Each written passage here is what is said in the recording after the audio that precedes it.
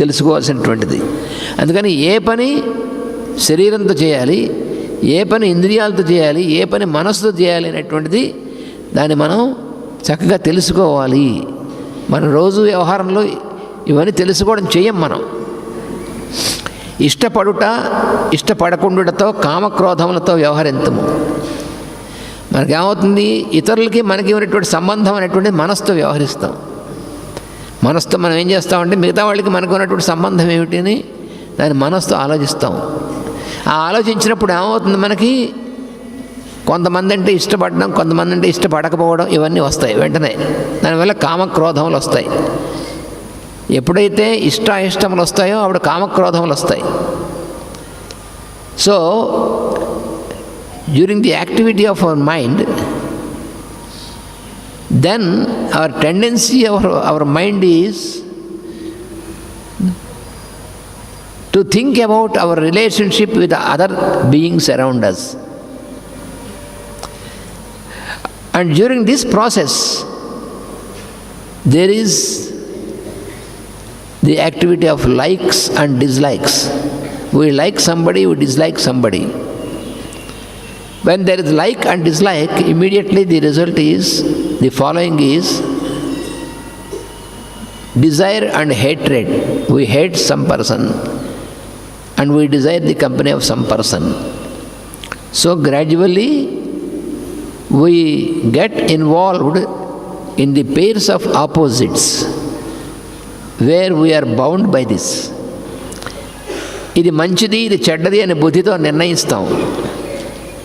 ఆకలి దప్పులు తీర్చుకునుట ఉదాహరణ చెప్తున్నారు మాస్టర్ గారు, కొన్ని ఉదాహరణలు. ఈ ఉదాహరణలతోనే మనకు తెలుస్తుంది, అదే ఏం తెలీదు. ఆకలి వేసింది ఆహారం తీసుకుంటాం, దాహం వేసింది మంచినీరు తాగుతాం.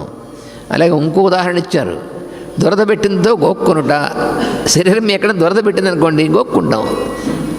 దాని ఒకసారి తెలిసినా ఒకసారి తెలియపోయినా దురద పెట్టిన చోట అది పనిచేస్తుంది, అది కూడా పనే.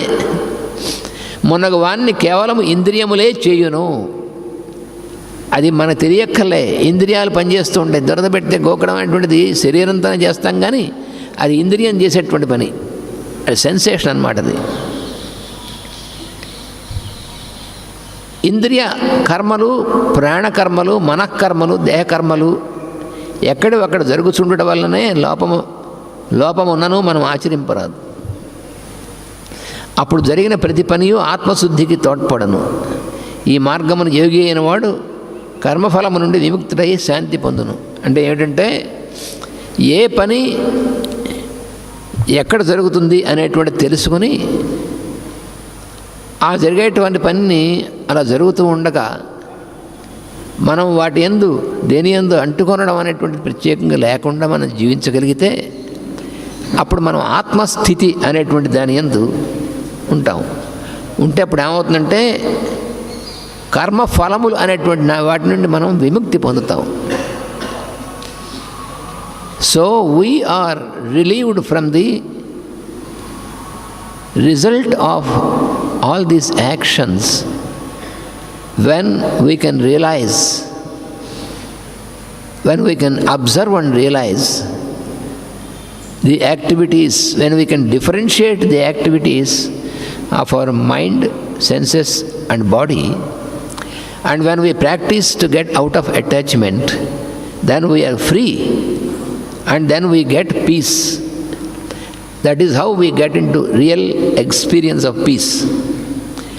ఈ శాంతి మనం ఇతర కారణముల వల్ల పొందించుకున్న శాంతి వలె కొంతకాలం వర్తించిపోవున్నది గాక, అంటే శాంతి పొందడం అనేటువంటిది మనం రోజు కొన్ని ప్రయత్నాలు చేస్తుంటాం. ఏమంటే కాసేపు ప్రశాంతంగా ఉండాలి అని అనిపిస్తుంది మనస్సుకి. ఏమిటోనంటే శాంతి లేదు మనస్సుకి, కొంతసేపు ప్రశాంతంగా ఉండాలని వాడు ఎవడో సినిమాకి వెళ్ళాట. సినిమాకి వెళితే ప్రశాంతంగా ఉండడం అనేటువంటిది, ఏమండి సినిమాకి వెళ్తే ప్రశాంతంగా ఉండదా అంటే, సినిమాకి వెళితే మనసు అందులోకి వెళుతుంది కానీ ప్రశాంతంగా ఉంటుంది అనుకోవడానికి లేదు. ఎలాగంటే ఆకలి వేసిందనుకోండి, ఒక అద్దం తీసుకుని ఈ టేబుల్ మీద పెట్టినటువంటి ఆహార పదార్థాలను అద్దంలో చూస్తూ ఉన్నాం అనుకోండి, ఆకలి తీరుతుందా? అది ఎలా అయితే తీరదో అలాగే మనసు కాసేపు ప్రశాంతంగా ఉండడం కోసం సినిమాకి వెళ్ళాను అంటే అలాగే ఏడుస్తుంది అది. ఇప్పుడు సినిమాకి వెళ్ళిన రైట తప్ప అనేటువంటి దాని గురించి కాదు, నువ్వు ఎందుకు వెళ్ళావు, మనసు ప్రశాంతంగా ఎందుకు లేదు, దాని కారణం లోపల ఉంది, బయట కాదు. వాడు భార్యాభర్తలు ఒకళ్ళ వాళ్ళు కోపం వచ్చిందనుకోండి, మనసు ప్రశాంతంగా లేదు అని వాడు సినిమాకి వెళితే మాత్రం అది ప్రశాంతం అవుతుందా? So the cause of disturbance is inside as not outside. This we have to realize. To feel peaceful, if you want to search for peace outside, that will be only temporary. That is not a permanent solution to search outside for the peace. మనస్సు ప్రశాంతత అనేటువంటిది లోపల ఉంటుంది, మనస్సులో కాకుండా. మనస్సులో అశాంతి ఉంటుంది, ఈ లోపల అశాంతి ఉన్నంతసేపు ప్రశాంతి అనేటువంటిది ఉందే అవుతుందన్నమాట. అది మనం గుర్తుపెట్టుకోవాల్సింది. ప్రశాంతి అశాంతి అనేటువంటిది బయట ఉండదు. అది మనం ఇక్కడ చెప్తున్నటువంటిది ఏమిటంటే, మన మనస్సు ప్రశాంతంగా ఉండడం అనేటువంటి దానికి బయట వెతుక్కోకూడదు అని చెప్తున్నారు.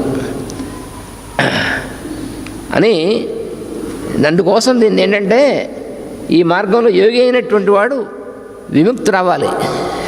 విముక్తుడు అవుతాడు, ఎలా అవుతాడు అనేటువంటిది అప్పుడు జరిగిన ప్రతి పని కూడా ఆత్మశుద్ధికి తోడ్పడుతుంది అన్నారు. ఆత్మశుద్ధి అంటే ఆత్మ ఎప్పుడు శుద్ధంగానే ఉంటుంది. కానీ వీడికి ఆత్మయందు నిలబడడం అనేటువంటిది ఉన్నప్పుడు దానికి తోడ్పడాలి అనేటువంటిది ఇక్కడ చెప్పినటువంటిది అని అంటున్నారన్నమాట. ఈ శాంతి మనం ఇతర కారణముల వల్ల పొందించుకున్న శాంతి వలె కొంతకాలం వర్తించిపోయేటువంటిది కాదు. అంటే కొద్ది కాలం మాత్రమే శాంతిగా ఉండి తర్వాత అశాంతిగా ఉండమనేటువంటిది అటువంటిది కాదు. ఈ శాంతి అనేటువంటిది ఎప్పుడూ ఉండేటువంటిది అని మనకి దీనివల్ల తెలుస్తుంది. మన స్వభావమే శాంతమై నిలబడను. ఇటు నిరంతరత్వమును నిష్ఠ అందరు. నిష్ఠ అంటారు. నిష్ఠ అంటే ఏమిటి? నిరంతరము కంటిన్యూస్గా దాని యందు ఉండడం అనేటువంటిది నిష్ఠ. అంతేగాని కొంతసేపు ఉండి కొంతసేపు అయిపోయేటువంటిది నిష్ఠ అనేటువంటిది కాదు. శాంతి అనేటువంటిది నిరంతరం ఉండాలి. నిరంతరం అంటే continuous. So the peace should be continuous. And this continuous peace is possible only when you can practice this non-attachment. This is what is being explained again and again in these stanzas. So in this 11th stanza, once again, we have to remember that how we have to, if he is not attached to it, then he is pure in me. So the purity brings peace. We are kept in peace by following this purity. So this purity is at the level of the soul, we are always pure. That is what is explained in this stanza. So the purity should be continuous.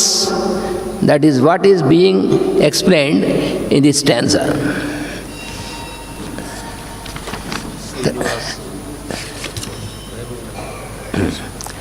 So